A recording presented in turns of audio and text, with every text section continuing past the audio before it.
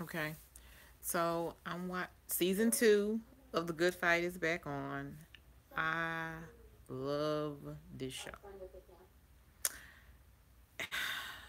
How do I describe it? I don't know. I guess you would call it maybe like a legal procedural, but it's exclusive to CBS All Access, much like um, Star Trek Discovery was. I wouldn't say it's an all black cast, but it is a leading black cast. And it's basically the story of how a money laundering slash Ponzi scheme left a very prominent attorney sort of destitute. Everything was taken from her and froze. All of her assets were frozen, and how she has to basically go with the black firm to make a living. The black firm is making its money by picking up or trying to pick up a lot of civil injustice types of cases and so on and so forth. So she's not used to that type. It's like she sort of fell to the bottom basically. Like I said, the in my opinion, I love the cast. I love the cast. So okay. So when it picks up or starts, we're seeing that Lou Gossip Jr., who played the one of the founders of the firm named Reddick, passes away. His daughter is talking to Bozeman, who's another partner at this law firm, and telling him basically that my dad's name needs to be off the door because he's dead. It's not his firm anymore. He has no affiliation with it. So you have all that type of drama going on at the funeral time, people. Okay, so then they also like to interweave. I think they did this last season too. Interweave some real stuff. I'm almost positive because I think one of the things that I loved about it was basically talking about a lot of the election stuff that was going on. And they're not there for Trump. I'll just say that. They're not there for Trump. So it's a little funny some of the stuff they say and do, but it's a black firm and so yeah, don't know. So anywho's, what was I gonna say?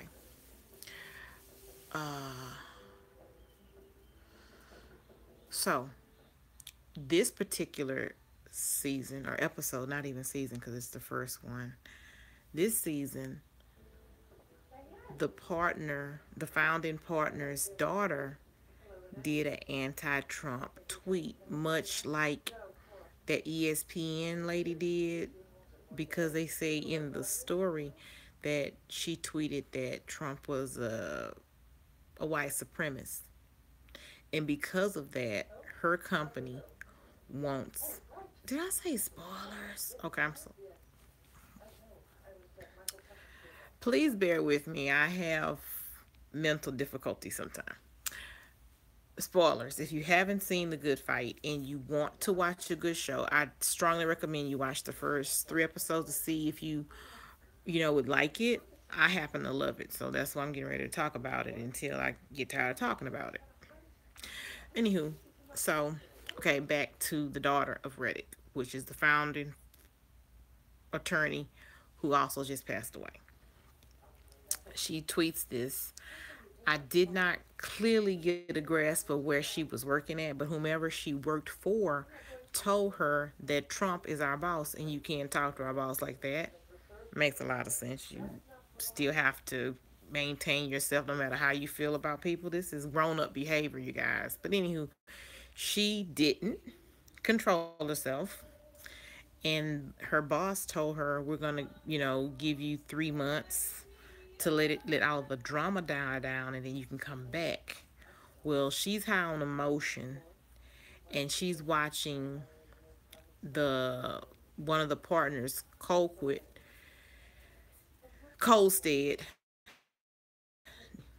for her father, where it was just so beautiful when The beginning line of the eulogy was saying that Reddick was born when Nazis were walking the street and he died when Nazis were walking the street. I was like, dude, that's so deep. I'm sure that that's true for a lot of civil rights activists, that it seems like everything is cyclical. So it's a lot of cycles, It's a never ending, drama. Reddick's daughter is being told not to come back to work for three months. 3 months. I'm so close to the camera, sorry. For 3 months, and where Colquitt is giving this very emotional eulogy about Reddick's career as a civil rights activist, the daughter decides that she wants to quit her job. Who knew?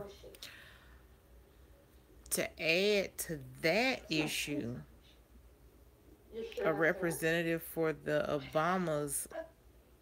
President Obama's library was in attendance to the funeral. And after the eulogy, where basically one of the partners, Colstead, was saying that the company was more interested in money than protecting the civil rights as the founding father originally, created the firm to do, he seemed to be shying away from that firm. So of course the partners all got a little nervous because that would be money and prestige to say that your company handled the Obama's library. While that's going on, I don't know her name. What's her name? Maya. Maya, sort of a brief recap. Maya was also displaced because of the Ponzi scheme. Her dad was said to be the person who was doing the Ponzi scheme. So she came with Diane over to Reddick, Bozeman, and Colquitt, or Colstead, when Diane did. Maya's having legal issues because her father, the white collar criminal, has jumped bail, left town, and the FBI sees him. The bailiff passed out? Wow. I love this show. I'll come to that. I'm still trying to catch up. Anyway, where was I at? God, what was I just saying?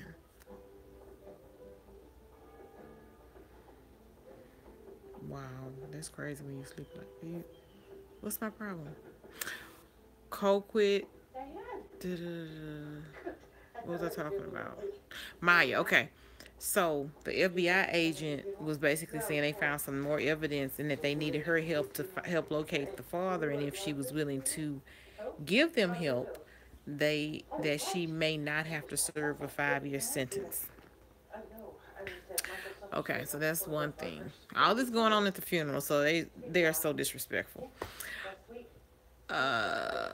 So Diane hasn't been able to make it to the funeral because she's held up in court with Colin, and the judge presiding over the case doesn't want to accept their agreed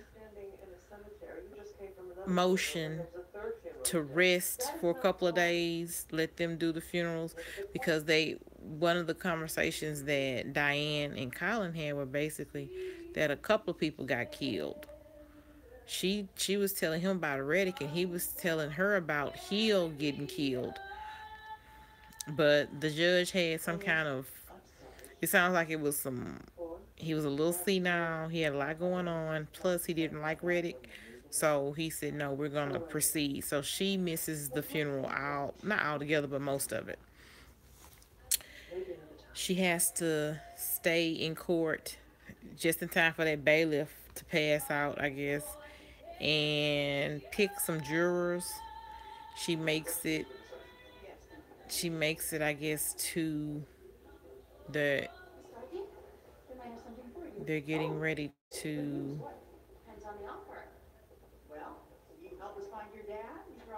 the repast, maybe.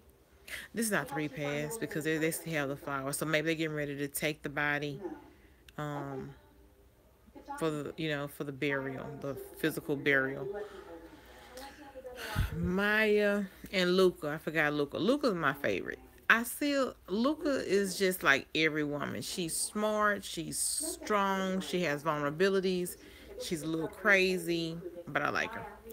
Maya I like her too. They're cute together. But anyway, Maya and Luca try to talk to FBI lady played by Jane. I forgot her name, but she is so funny to me. My goodness. Jane. The lady from Glee.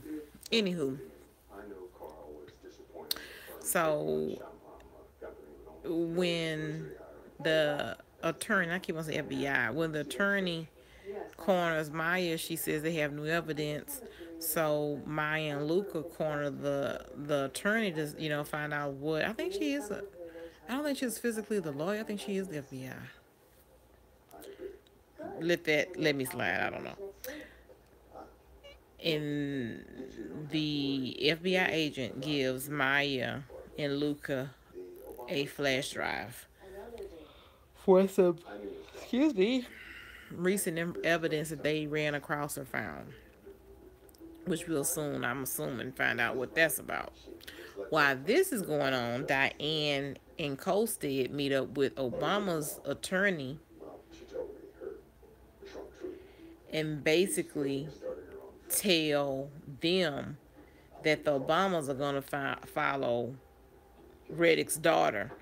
They're committed to stay with the Reddick name. So of course that throws a fly in the ointment. Now everyone's in their cars going to the burial ground. At this point, Luca and Maya are listening to the flash drive. They have a laptop in the car. Cool.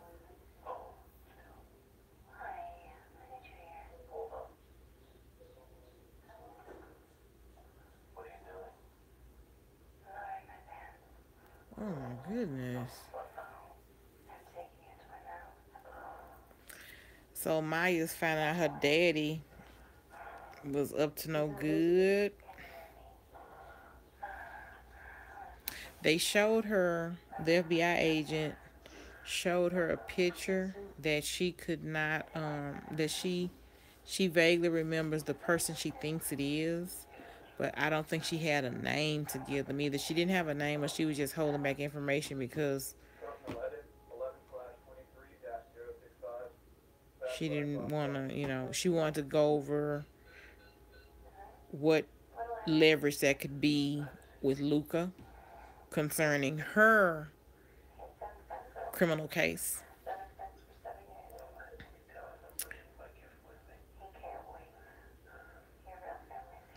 So, if this is to be believed, a secret family. Okay, so the dad, possibly Ponzi scheme dad, has a secret family.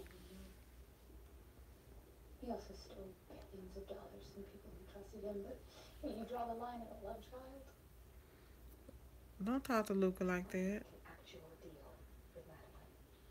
She wants you not to think. So let's stop, take a breath, and think. Luca. That's why I like Luca. She has her little emotional moments, but that girl is on it. Get her. So then you have Marissa and Detective Guy. I don't know his name. Let me see if I can find it. His name is Nyambi.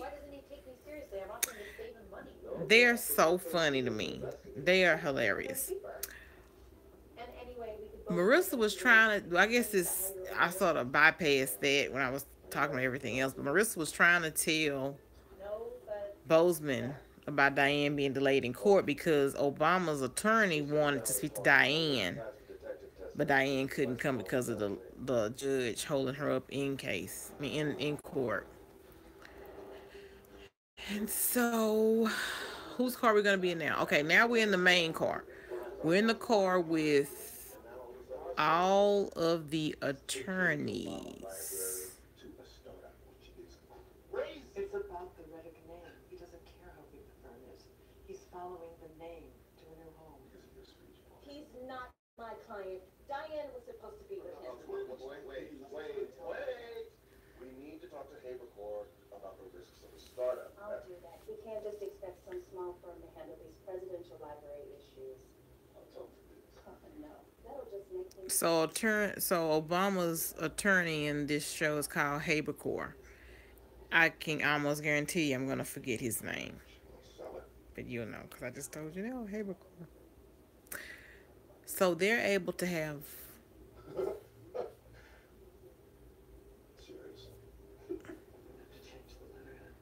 They're whispering about doing.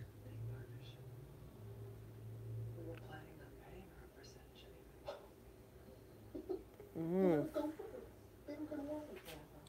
Okay. If the other partners think this is an existential threat. Well, we've been using the Obama library as a selling point for 5 months. Shabba-doo. Okay. I'm gonna talk now. So it looks like, according to Diane, they were using the Obama library. Did y'all hear that? I don't know. Obama's library as leverage for their client. So them taking the library away and sending it to Reddick or to the daughter of Reddick is gonna, do something to their to their numbers, to their money, to their firm. So one of the things Diane just mentioned is maybe if everyone else agrees except for Bozeman, because Bozeman is the ex-husband of Reddick's daughter, and maybe they have bad blood or emotions, maybe they can out vote him.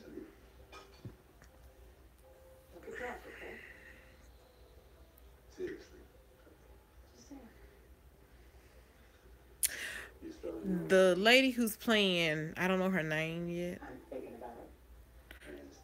Can I just call her Reddick? I'm gonna call her Reddick because I know her name is. I know her maiden name would be Reddick. That makes it simple. But she was the one that was on the spinoff from Grey's Anatomy when it was the lawyers and they had like a little startup clinic. She's also an opera singer, if I'm not mistaken. I've seen her before. Her name is Audrey. Audra. I think Audra. Yeah, it's Audra. Where was it? Where that's.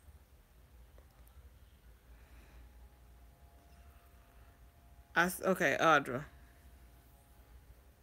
Hold on. Don't get distracted. Let me try to find it.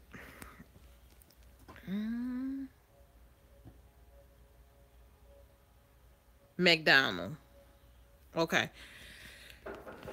So, the strangest thing is Maya's trying to recall who the lady in the picture was.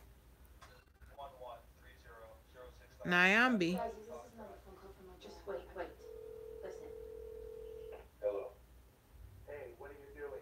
Waiting for your call. What are you doing? I've been very busy, but I miss you. Who is that? Take off your pants. You crazy? There's people here. Who is that? That's President Trump. He called you dad for phone sex. It's audio manipulation software developed by the FBI. So, 40 minutes of any voice, and you can create a conversation from scratch. Do it under your desk. No one will know. Tell me what you're doing. I'm touching myself. What do you want your dad to say? okay. What do you want your dad to say? So, this discredits the flash drive. So, Nyambi was, I guess, vetting the flash drive, and they actually found that the flash drive was not legitimate. A brave new world.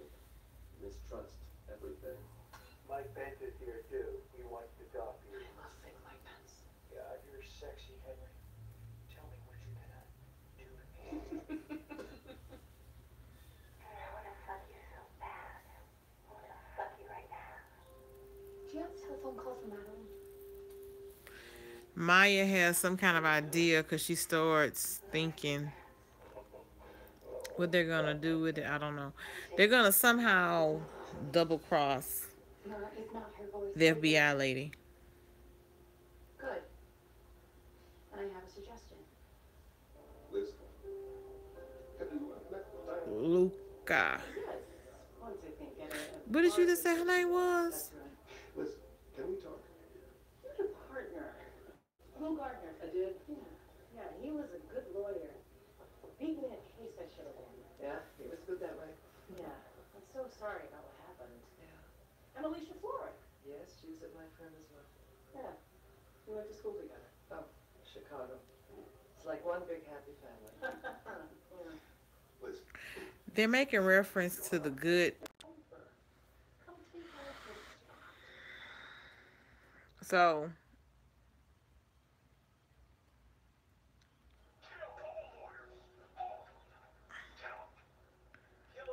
would you? Why they keep playing that same clip? That's so. Ooh. Okay, so now that she has an offer for her Are you worried? expertise at another firm, she's thinking about it. But clearly, she wouldn't pick another firm because guess what? The whole point of the story is you have this prominent attorney working with this, I would say, middle, Tall people are stuck with that. You're tall. not quite prominent, I hide it. on his way. My mother would hit me if I slumped. I want to investigate for the firm. I think I'd be good. I passed the PI test. Excuse me, Marissa. I have. He ignores me. Marissa's so funny to me. Treat it like a test. Okay, you're distracted. What's going on with you? Is Parker trying to force me out? No. Maybe. She's territorial. She thinks Bozeman prefers you. How do you know all this? I'm a natural investigator. I love Marissa. She's funny. I've been asked to be a partner at another firm. Twice the size of Reddick Burton. And you're wondering. If I should go. The offer came from someone who betrayed me. Well, someone who betrayed you once will betray you again. That's a given. Yeah, but isn't it better to go with the devil that you know? I never understood that expression. Why not go with no devils?